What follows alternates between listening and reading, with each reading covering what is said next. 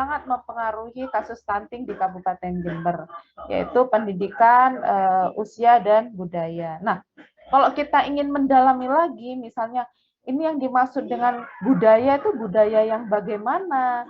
Terus pendidikan itu kenapa kok misalnya pendidikan yang berpengaruh dan kenapa usia itu juga berpengaruh gitu. Ada apa di balik usia, ada apa di balik budaya, dan ada apa di balik pendidikan itu, maka perlu dilakukan penelitian kualitatif. Jadi untuk mendapat gambaran yang lebih dalam gitu ya. Itu. Dan yang lainnya adalah kita melakukan penelitian kualitatif apabila kita ingin membangun sebuah teori gitu. Jadi kalau di kuantitatif biasanya untuk mengetahui hubungan variabel dengan teori, maka kalau di kualitatif itu untuk membangun teori gitu ya. Jadi itu biasanya melakukan penelitian kualitatif. Nah, itu mungkin gambaran dari teman-teman. Terus kalau misalnya ada pertanyaan lebih valid mana kuantitatif dan kualitatif, ya sama-sama validnya. Karena selama mengikuti prosedur dalam metodologi penelitian ya.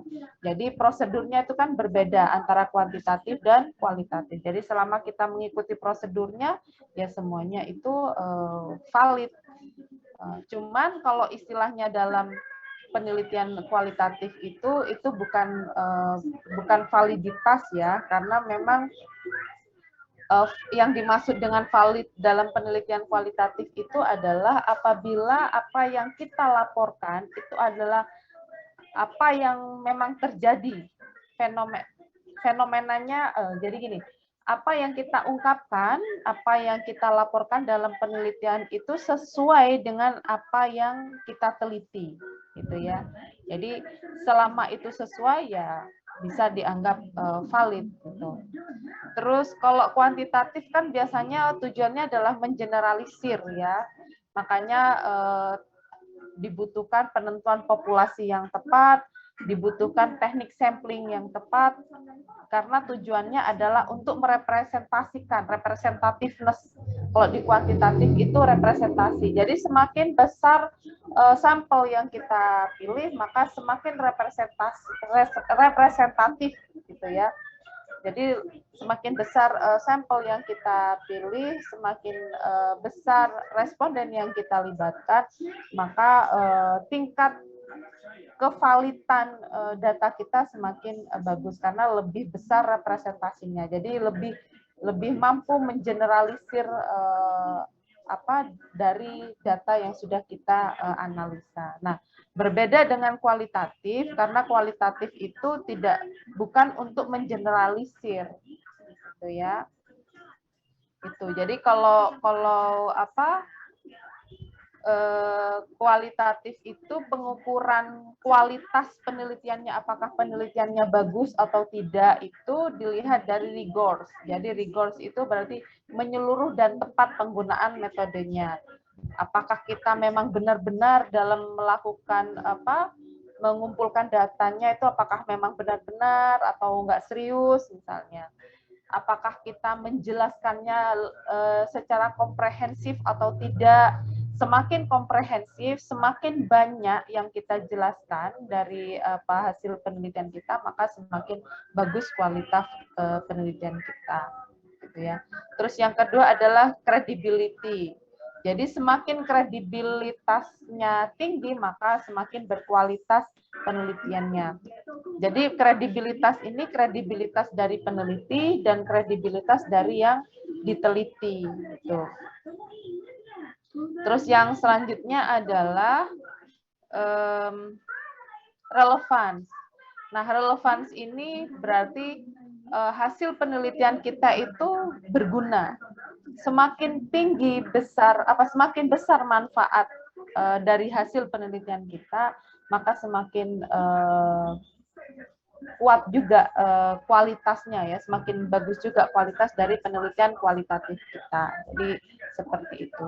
Terus kalau di kuantitatif kan objektif, Bu. Nah, di kualitatif ini kan rentan dengan subjektif. Ya memang kalau di kualitatif itu subjektivitas dari peneliti itu tidak apa-apa. Dalam arti subjektivitas itu subjektif secara ilmiah.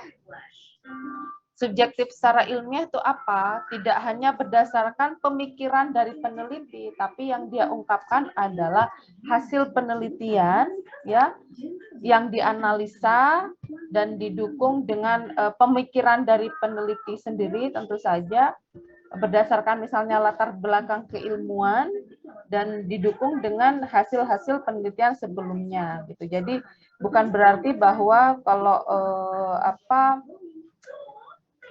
penelitian kualitatif itu lantas karena subjektif lantas dianggap tidak valid, tidak. Jadi kalau di kuantitatif misalnya dengan responden yang sama atau sampel yang sama atau populasi yang sama dan instrumen penelitian yang sama, tapi dengan peneliti yang berbeda, maka hasil penelitian dan kesimpulan penelitian itu harus sama. Ya, jadi kalau instrumennya sama, populasi yang diteliti itu sama, terus walaupun ini diteliti oleh berbagai orang, ya orangnya beda, ada 5 orang misalnya, itu hasilnya harus sama kalau di kuantitatif. Ya, itu namanya valid dan reliabilitasnya tinggi berarti. Tapi ini tidak berlaku di kualitatif. Kalau di kualitatif, misalnya informannya sama atau populasinya sama, instrumen yang digunakan itu sama. Instrumen itu berarti panduan wawancara yang digunakan itu sama, yang ditanyakan itu sama. Tapi apabila yang meneliti itu berbeda, maka hasil analisanya bisa jadi berbeda. Karena kenapa? Bisa saja sudut pandangnya berbeda, sudut pandang dari peneliti. Keahlian dari peneliti juga berbeda, misalnya ketika misalnya tanya Ibu bagaimana menurut Ibu dampak dari pandemi COVID ini.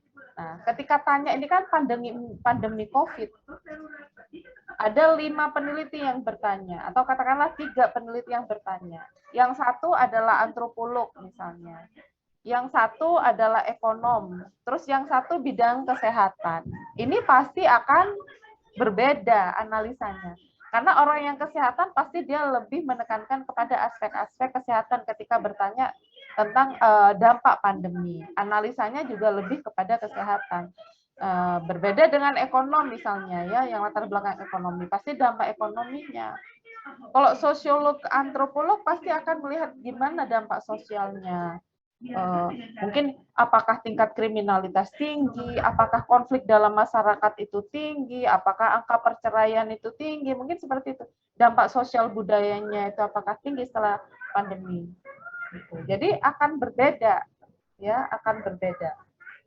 Makanya subjektivitas dalam penelitian kualitatif dengan makna yang seperti yang saya sampaikan itu diperbolehkan.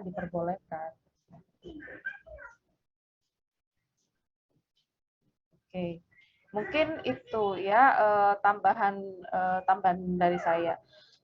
Tapi begini, lantas, tapi bukan berarti bahwa kita seenaknya saja kan apa katanya peneliti, subjektivitas peneliti ya tetap, karena ada aturannya. Karena yang kita ungkapkan itu adalah apa yang disampaikan oleh informan. Yang kita analisa adalah apa yang disampaikan oleh informan. Oleh karena itu, untuk meningkatkan kualitasnya, maka dalam metode penelitian kualitatif ada namanya misalnya teknik triangulasi. Ya, jadi triangulasi. Nah, triangulasi ini ada beberapa macam. Ada triangulasi teknik, misalnya teknik berarti teknik pengumpulan datanya. Ada yang bilang triangulasi metode atau triangulasi teknik. Jadi metode atau teknik pengumpulan datanya itu tidak hanya satu, tapi bisa 2, 3 atau lebih. Jadi misalnya kita melakukan penelitian kualitatif, jangan hanya wawancara saja, tapi ditambahkan misalnya dengan observasi, ditambahkan dengan fokus group discussion, ditambahkan dengan documentation ya, jadi mendokumentasikan atau menganalisa hasil-hasil dokumentasi yang sudah ada seperti laporan dan lain sebagainya. Itu triangulasi teknik. Triangulasi lainnya adalah triangulasi sumber. Jadi sebisa mungkin yang ditanyai jangan cuma satu orang, tapi ada beberapa pihak dan beberapa kategori informan. Makanya ada yang namanya key informan atau informan kunci. Yang kedua ada informan utama. Informan utama ini adalah sasaran utama kita. Terus yang ketiga adalah informan tambahan. Informan tambahan itu komplement. Jadi kalau informan kunci itu adalah orang yang dianggap paling tahu terkait dengan topik itu, topik dan komunitasnya. Ya, orang yang tahu tentang topik dan komunitasnya. Jadi kalau misalnya berbicara tentang perilaku merokok baby smoker misalnya, perilaku merokok anak, ya perokok anak. Nah, berarti key informannya siapa? Ya bisa jadi petugas kesehatan yang menangani program tentang anti merokok misalnya di puskesmas wilayah itu. Nah, itu bisa dijadikan key informan atau informan kunci karena dia yang paling tahu secara keseluruhan terkait dengan permasalahan merokok di wilayah kecamatan tersebut atau wilayah puskesmas atau desa tersebut. Itu informan kunci. Yang kedua, informan utama.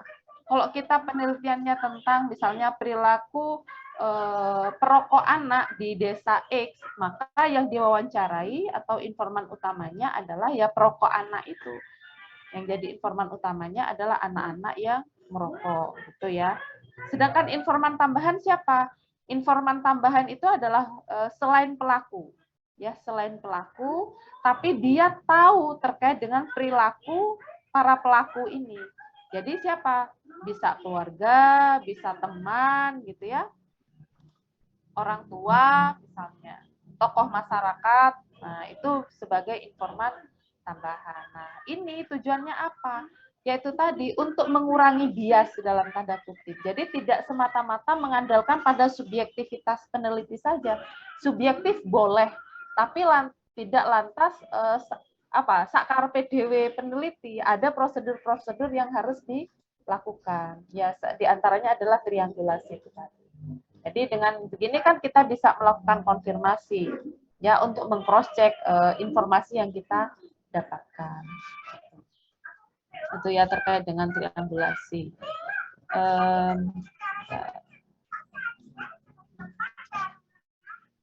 Mungkin dari sini ada yang ingin teman-teman tanyakan, silakan.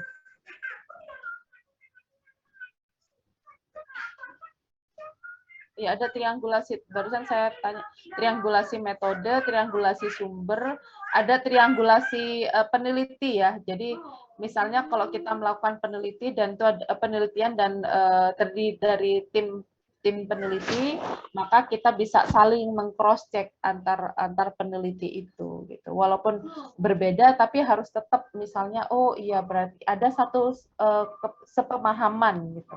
Oh dari sudut pandang sosiologi begini, oh dari sudut pandang kesehatan begini.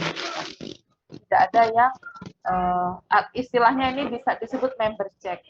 Bisa jadi ada kasus yang memang berbeda, temuannya yang sangat berbeda. Kalau misalnya ada yang berbeda loh, apakah memang seperti ini fenomenanya? Gitu. Atau jangan-jangan ada yang salah dipahami misalnya.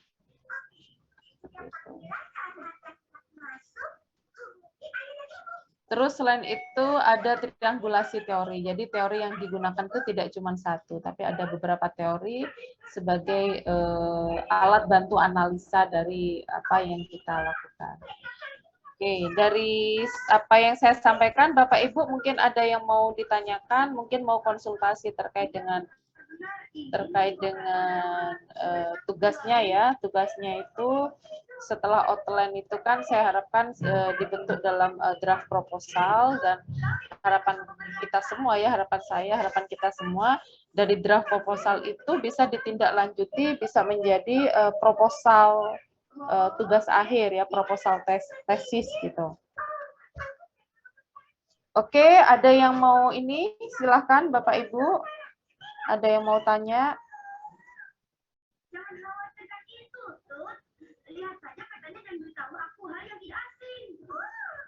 Mungkin konsultasi, silahkan. Mohon izin Bu Erwin, Ya, silahkan Bu Ari. terkait judul yang kemarin menika Ibu, Ya, kami sempat turun ke lapangan ke Desa Bucialit. ya. Ada yang menarik Bu ternyata di sana. Jadi pendampingan Susi Pasti meniko yang sudah dilakukan di seluruh desa, ternyata kami cross check ke pengelola gizi maupun pengelola keselingnya itu ada beberapa desa ini yang berdampak terkait penurunan angka stunting walaupun masih proses gitu, karena monitoringnya juga masih monitoring proses bukan hasil akhir. Itu ada yang mengalami penurunan angka stunting. Jadi 6 bulan penimbangan, bulan timbang Februari dan bulan timbang di Agustus sampai September ini ada penurunan. Namun ada desa yang didampingi juga trennya malah meningkat. Apakah ini memungkinkan saya secara pribadi untuk meneruskan ke kualitatif nggih Bu? Jadi membandingkan antara effort dari pendampingan bukan pasca pendampingan sih, karena pendampingannya masih berlanjut. Masih proses ya. Di tahun depan juga masih dialokasikan oleh Puskesmas. Nah, apakah ini bisa menjadi, karena saya kemarin masih bingung antara kualitatif atau kuantitatifnya, tapi saat ada peluang Bu Erwin merekom ke salah satu desa mungkin untuk lebih intens mengambil kualitatif, kok saya agak cenderung untuk mencari ke sana, kata sengatan Ibu. Perkenankan semisal membandingkan antara dua kondisi sama-sama pendampingan tapi ada dua effort yang berbeda, menikah apakah bisa kami lanjutkan nggih Bu? Matur nuwun. Ya, menurut saya nggak apa-apa, itu menarik ya. Menarik menurut saya. Jadi mungkin bisa misalnya faktor-faktor yang mempengaruhi keberhasilan, misalnya program SUSI di desa ini dan desa ini misalnya. Nggak apa-apa. Ya, faktor-faktor yang mempengaruhi gitu. Jadi faktor-faktor yang mempengaruhi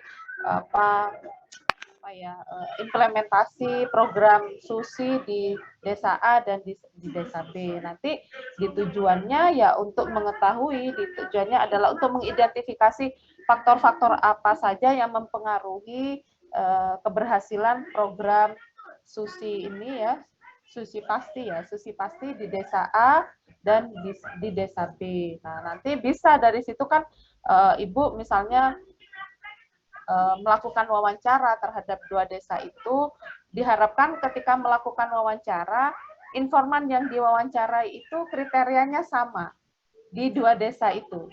Jadi kalau misalnya di desa A itu yang diwawancarai ibu, suami, istri misalnya ya, tokoh masyarakat, terus pelaksana program. Nah, yang di desa B itu juga sama, sehingga membandingkannya itu lebih mudah. Oh, ternyata di sini ini kasusnya seperti ini. Oh, di sini ternyata ada faktor-faktor ini. Maka ini penelitiannya kan seperti penelitian eksploratif ya, sudah menggali, karena data kuantitatifnya kan sebenarnya ada ya, data baseline-nya ya, baseline datanya kan sudah ada dari pelaksanaan program itu. Nah, itu yang dijadikan program, dan ada penelitian global tentang SUSI yang dulu di 2018. Oh ya, ya. Jadi menurut saya itu bisa dilanjutkan seperti itu. Nanti kalau misalnya pembimbing enggak apa-apa sebenarnya mengajukan ya ke Kombi misalnya. Oh, saya mau pembimbingnya siapa? Gitu. Bisa meminta, mengajukan, ya perkara nanti disetujui atau tidak ya namanya usaha ya. Yang penting kan usaha gitu. Enggak apa-apa, menurut saya itu bagus ya. Bagus kalau ya harapannya kan bisa memberikan impact ya, dampak nanti, oh ternyata evaluasinya tuh seperti ini. Saya ingat ini, kalau di negara maju peran suami itu memang sudah ini ya, memang dikedepankan. Tidak hanya pada kasus stunting saja, tapi termasuk pada proses hamil dan melahirkan. Jadi saya ingat waktu saya melakukan S2 tahun 2003, saya S2 itu 2003 waktu itu di Belanda. Ada beberapa teman ya yang melakukan penelitian tentang peran suami. Jadi peran suami dalam proses kehamilan, proses hamil dan melahirkan gitu ya. Bagaimana suami itu melakukan pendampingan terhadap mendampingi istri ketika proses hamil dan melahirkan. Dan ternyata memang dampaknya memang sangat besar ya, berbeda karena diantaranya kalau orang mau melahirkan misalnya butuh suasana yang aman, nyaman, dan di situ ada suami. Dan saya lihat memang ada beberapa penelitian juga mungkin sekarang sudah banyak ya terkait dengan peran suami juga di dalam hamil dan proses melahirkan itu gitu. Karena dulu zaman saya baru nikah tahun berapa ya? Tahun 2000-an, awal 2001, itu ada banyak bidan yang misalnya tidak membolehkan suami masuk, ya kan. Mungkin di rumah sakit ya, di rumah sakit itu juga seperti itu. Jadi suami tidak boleh mendampingi gitu. Padahal dari dari hasil kajian itu ternyata keberadaan suami dalam mendampingi istri dalam proses melahirkan itu positif gitu, dampaknya positif gitu. Yang itu yang mungkin perlu di